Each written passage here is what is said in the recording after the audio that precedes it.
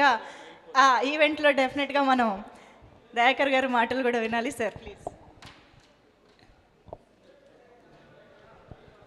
హ్యాంగ్‌మ్యాన్ టీమ్‌కు అభినందనలు.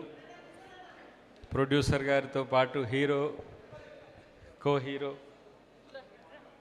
అందరూ కొత్త అయినప్పటికి కూడా సన్నీ నాకు చాలా పాత కాబట్టి నేను యాక్సిడెంటల్ గెస్ట్ని దీనికి. సో అయినప్పుడు కూడా సీఎం గారి ప్రోగ్రామ్ 5 o'clock ఉంది, ఆన్ ది వేలో ఉంది కాబట్టి ఇక్కడ పాల్గొనే అవకాశం దొరికింది. సరే పెద్దలు బ్రహ్మానందం గారితో కూడా స్టేజ్ షేర్ చేసుకునే అవకాశం దొరికింది.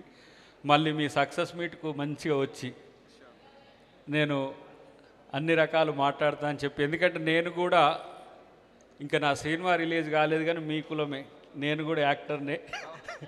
నా సినిమా ఇండియా ఫైల్స్ అది 5 భాషల్లో తీసినాం.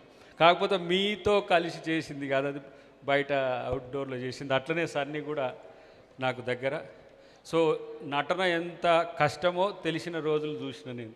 నటన అంటే ఏదో ప్యాషన్ లేకపోతే ఫ్యాషన్ అన్నట్టుగా ఉంటుంది, కానీ ఆ 24 క్రాఫ్ట్స్లో ఉండే కష్టాన్ని చూసిన కాబట్టి అతి ఎక్కువగా కష్టపడేదే సినిమా ఇండస్ట్రీ అని అప్పుడు తెలుసుకున్నాం. మేమే రాజకీయ నాయకులమే ఇండస్ట్రీస్ ఉంటాం అనుకున్నాం, కానీ ఆ డబల్ షెడ్యూల్స్ ఉన్నప్పుడు అంటే కాల్ షీట్స్ ఉన్నప్పుడు ఉండేది.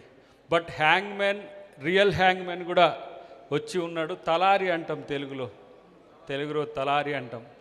బ్రహ్మానందం గారు కోరుకున్నట్టుగా తలారుల వ్యవస్థ రద్దు కావాలంటే మానవీయ కోణం ఆవిష్కరించబడాలి.